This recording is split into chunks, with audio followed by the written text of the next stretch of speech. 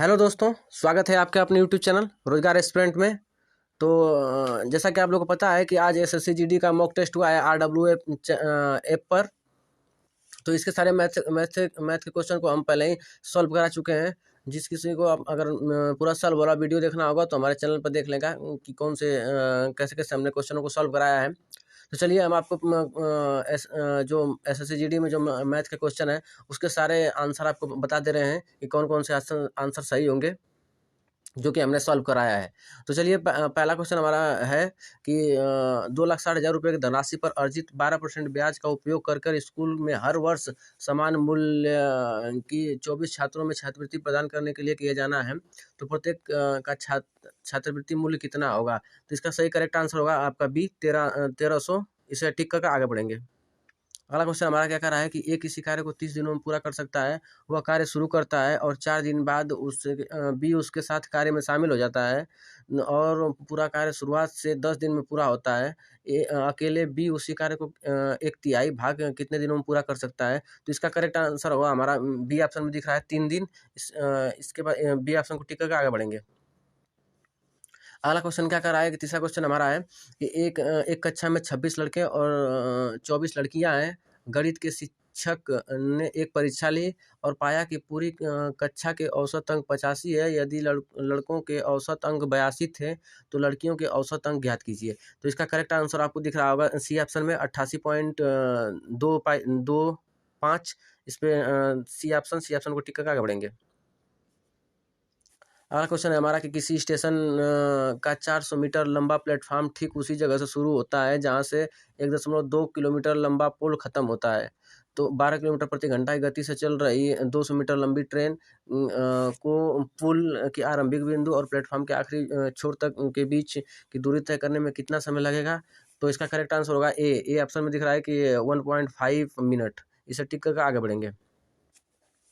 पांचवा क्वेश्चन है कि ए की आय बी की आय से 45% अधिक है और सी की आय ए और बी के आय के योगफल से 60% कम है। डी की आय सी की आय से 20% अधिक है। यदि बी और डी के आय के बीच अंतर 13,200 रुपये है तो सी की आय ज्ञात कीजिए। तो सी की आय करेक्ट इसका आंसर हो जाएगा 73,500।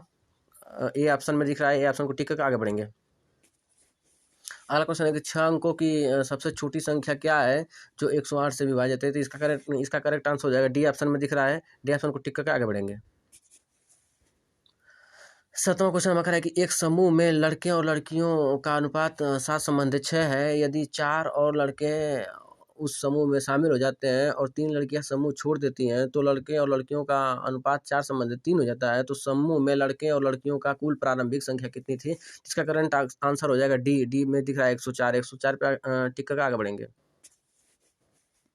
अगला क्वेश्चन है कि एक वस्तु को 144 में बेचने पर दुकानदार को 28% की हानि होती है। तो हानि को कम करके 14% तक लाने के लिए विक्रय मूल्य क्या होना चाहिए? तो इसका करेक्ट आंसर हो जाएगा 172 रुपये। डी ऑप्शन में दिख रहा है, डी ऑप्शन को टिक करके आगे बढ़ेंगे।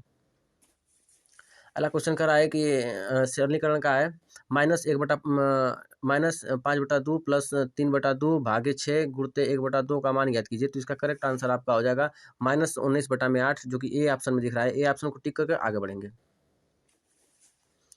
अगला क्वेश्चन 10वां क्वेश्चन क्या कर रहा है कि एक व्यक्ति अपनी सामान्य गति की 3/5 गति पर चलते हुए अपने कार्यालय से सामान्य समय से 20 मिनट देरी तक से पहुंचता है। कार्यालय पहुंचने का उसका मिनटों में सामान्य समय क्या था? तो समान समय इसका करेक्ट आंसर हो जाएगा 30 मिनट। 30 मिनट जो कि सी ऑप्शन में दिख रहा है। सी ऑप्शन को टिक करके आगे बढ़ेंगे। अगला क्वेश्चन क्या कर रहा है कि एक निश्चित धनराशि का 3 वर्षों के लिए वार्षिक रूप से चक्रवृद्धि ब्याज देने वाली किसी योजना में निवेश किया गया है। आरंभिक 2 वर्षों के दौरान योजना में क्रमशः 80% और 60% की वृद्धि दर्ज की गई, लेकिन तीसरे वर्ष में 40% गिरावट आ गई। तो 3 वर्षों के लिए समग्र ब्याज ज्ञात कीजिए। तो दोस्तों इसका ये क्वेश्चन थोड़ा सा गलत आ गया, लग रहा है कि इसका क्वेश्चन का कोई आंसर ही नहीं मैच कर रहा है। तो हम अगले क्वेश्चन पे चलते हैं। अगला क्वेश्चन क्या कर रहा है, दो संख्याओं का अनुपात 9/13 है और उनका मौसा 6 है। तो उनका लसा क्या होगा? तो इसका करेक्ट आंसर हो जाएगा सी ऑप्शन में दिख रहा है। सी ऑप्शन में जो दिया है 702 पे टिक कर आगे बढ़ेंगे। अगला क्वेश्चन क्या कर रहा है कि एक वस्तु की कीमत 20% कम करने पर इसकी बिक्री में X% बढ़ जाती है। यदि राजस्व की प्राप्ति में 25% की वृद्धि होती है तो एक्स का मान क्या होगा? तो एक्स का मान, इसका करेक्ट आंसर हो जाएगा 56.25%, जो कि ये ऑप्शन में दिख रहा है। ए ऑप्शन को टिक करके आगे बढ़ेंगे। अगला क्वेश्चन क्या कर रहा है? किसी वस्तु का क्रय मूल्य इसके विक्रय मूल्य से 25% कम है, लाभ या हानि परसेंट ज्ञात कीजिए। तो इसका करेक्ट आंसर हो जाएगा 33.33% लाभ। इसका करेक्ट आंसर जो कि सी ऑप्शन में दिख रहा है, सी ऑप्शन को टिक करके आगे बढ़ेंगे। अगला क्वेश्चन क्या कर रहा है कि एक संख्या अपने 1/5 से 44 अधिक है, तो वह संख्या क्या है? इसका आंसर, करेक्ट आंसर होगा 55, जो कि सी ऑप्शन में दिख रहा है। सी ऑप्शन को टिक करके आगे बढ़ेंगे। अगला क्वेश्चन क्या कर रहा है कि एक आदमी 10 किलोमीटर प्रति घंटा की दर से चल रहा है। प्रति किलोमीटर पर यह 2 मिनट का विश्राम लेता है, तो 5 किलोमीटर की दूरी तय करने में वो कितना समय लगाएगा? तो इसका करेक्ट आंसर हो जाएगा 38 मिनट, जो कि बी ऑप्शन में दिख रहा है। बी ऑप्शन को टिक करके आगे बढ़ेंगे। अगला क्वेश्चन क्या कर रहा है कि ए और बी किसी काम को 20 दिनों में पूरा कर सकते हैं। ए अकेला उसी काम को 60 दिनों में पूरा करता है, तो बी अकेले उस कार्य को कितने दिनों में पूरा कर देगा? तो इसका करेक्ट आंसर हो जाएगा 30 ऑप्शन 30 को टिक करके आगे बढ़ेंगे। 3:4, 1:2, 2:5 और 1:3 में सबसे छोटा अनुपात क्या होगा? तो सबसे छोटा अनुपात 1/3 हो जाएगा, 1:3 हो जाएगा, जो कि डी ऑप्शन दिख रहा है। डी ऑप्शन को टिक करके आगे बढ़ेंगे। अगला क्वेश्चन क्या करा है कि 12 सेंटीमीटर, 18 सेंटीमीटर, 27 सेंटीमीटर भुजा वाले एक घनाभ को पिघलाकर एक घन बनाया जाता है, तो घन के संपूर्ण पृष्ठीय क्षेत्रफल का घन के संपूर्ण पृष्ठीय क्षेत्रफल से अनुपात ज्ञात कीजिए।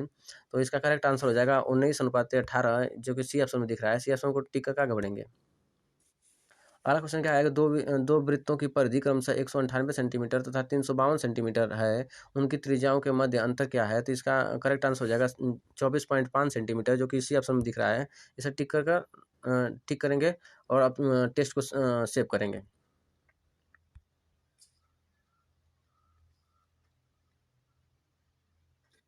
व्यू रिजल्ट करेंगे। व्यू रिजल्ट में देखिए, हमारा 19 क्वेश्चन हमने अटेम्प्ट किया है, 19 क्वेश्चन हमारा सही है। तो अगर आपको ये सारे आंसर अच्छे लगे होंगे और वीडियो अच्छी लगी होगी, तो वीडियो को लाइक और शेयर जरूर कीजिएगा। अगर आपको पूरा सॉल्व देखना है तो आप हमारे चैनल में जो आज का मॉक टेस्ट का सॉल्व है, उसे देखकर आप लोग देख सकते हैं। तो चलिए, आज के लिए बस